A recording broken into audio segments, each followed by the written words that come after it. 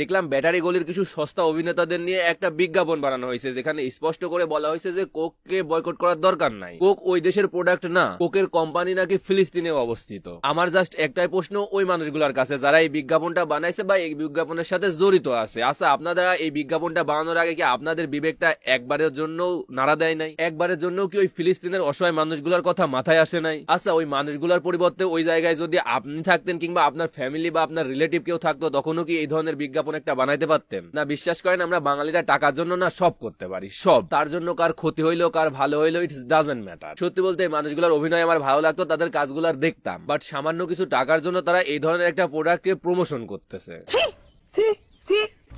Hello everyone, আসসালামু আলাইকুম, this is Farabi. নামাজ is better than everything, so আগে নামাজ পড়ো তারপর কাজ করো। বিশ্বাস করেন এই বিজ্ঞাপনটা দেখার পরে আমার কাছে মনে হয়েছে যে আমরা সত্যি মানুষ হিসাবে খুবই লজ্জিত। যেখানে পুরো পৃথিবীর মানুষ বিশেষ করে মুসলমানরা এই প্রোডাক্টটাকে বয়কট করতেছে, সেখানে আমরা কি করতেছি সেটাকে প্রমোশন করার জন্য বিজ্ঞাপন তৈরি করতেছি। না আমাদের বিবেক কাজ করতেছে, না আমাদের মনুষ্যত্ব কাজ করতেছে, না আমরা মুসলমান হিসেবে আমাদের ইমান কাজ করতেছে। জাস্ট একটা জিনিসই কাজ করতেছে, সেটা হচ্ছে টাকা। না বিশ্বাস করেন এই বিজ্ঞাপনটা আমি যতবার দেখতেছি, যতবার আমার সামনে আসতেছে, ততবারই আমার নিজের ভেতর থেকে একটা জিনিসই আসতেছে, সেটা হচ্ছে নিজের প্রতি নিজের ঘৃণা। না সত্যি বলতেছি আমাদের নিজেদের প্রতি না ঘৃণা আসতেছে, যেখানে আমরা তাদের পাশে তো দাঁড়াতে পারছি না, বরং আরো এমন এমন কাজ করতেছি যাতে করে তাদের ক্ষতি হয়। দেখেন ব্রাদার এন্ড সিস্টার, আমি জানি না যে এই বিজ্ঞাপনটা দেখার পর আপনাদের কি ফিল হচ্ছে, বাট আমার কাছে মনে হচ্ছে যে আমাদের না মনুষ্যত্ব আছে, না বিবেক আছে, না ইমান আছে, কিছু নাই, জাস্ট সবকিছু শেষ হয়ে গেছে। যাই হোক, তারপরও এই বিজ্ঞাপন নিয়ে কিংবা কোক বয়কট নিয়ে যাদের একটু মাথা ব্যথা আছে, তাদেরকে এই বিজ্ঞাপনের কিছু জিনিস আপনাদের সামনে একটু তুলে ধরি। এই বিজ্ঞাপনে একটা জিনিস খুবই সুন্দর করে বারবার বলার চেষ্টা করা হয়েছে, সেটা হচ্ছে কোক বয়কট করার দরকার নাই, কারণ এটা ওই দেশের পণ্য না। হ্যাঁ, এটা একদমই সত্য কথা, কোক ওই দেশের পণ্য না, বাট তারপরও কোক বয়কট করতে হবে। আর কেন করতে হবে? এটার জন্য কোকে ঢোক দেওয়া লাগবে না, জাস্ট গুগলে গিয়ে একটু সার্চ দিবেন হোয়াই বয়কট কোক, প্রথমেই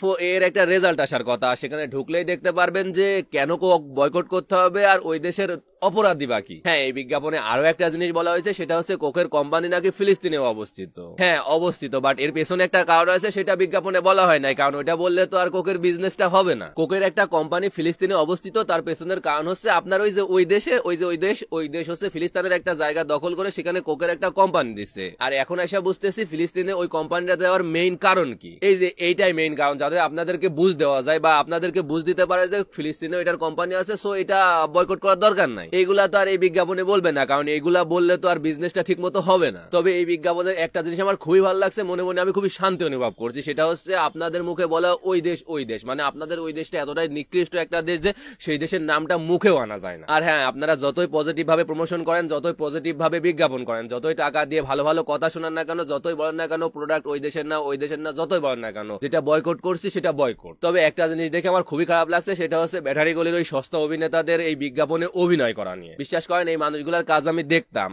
বিনোদনের জন্য হলেও দেখতাম, বাট আজকে থেকে মানে এখন থেকে আমি বলতেছি, আপনারা কি করবেন জানি না, বাট আমি পার্সোনালি বলতেছি আজকে থেকে আমি এদের এই কাজ মানে তাদের কাজগুলা বয়কট করলাম, তাদের একটা কাজও কখনো দেখবো না। আজকে থেকে এই যে এখানে বসে এই ভিডিওর মাধ্যমে আমি আপনাদেরকে বললাম তাদের কাজ বয়কট করলাম। আপনাদের বিবেক যদি কাজ না করে আপনারা দেখতেই পারেন, বাট আমি আজকে থেকে একবারে এখানে আপনাদের এই যে প্রমিস করতেছি তাদের কাজ বয়কট করলাম। যারা সামান্য কিছু টাকার জন্য আমাদের মুসলিম ভাই বোনের কথা চিন্তা করে না, তাদের কাজ দেখার তো প্রশ্নই ওঠে না। যাই হোক, আপনারা হয়তো এতক্ষণে বুঝেই গেছেন আমার এই ভিডিওটা বানানোর কারণ কি। কোক আগেও বয়কট ছিল, এখনো বয়কট আছে, ইন ফিউচারেও বয়কট থাকবে। এইসব বিজ্ঞাপন আমাদের মাইন্ড চেঞ্জ করতে পারবে না। আমারটা আমি আপনাদের কাছে শেয়ার করলাম, আপনারা কি করবেন সেটা আপনাদের ব্যাপার। তবে আমার কাছে মনে হয় আপনাদের উচিত কোকের সাথে সাথে এদেরকেও বয়কট করা। আল্লাহ হাফিজ।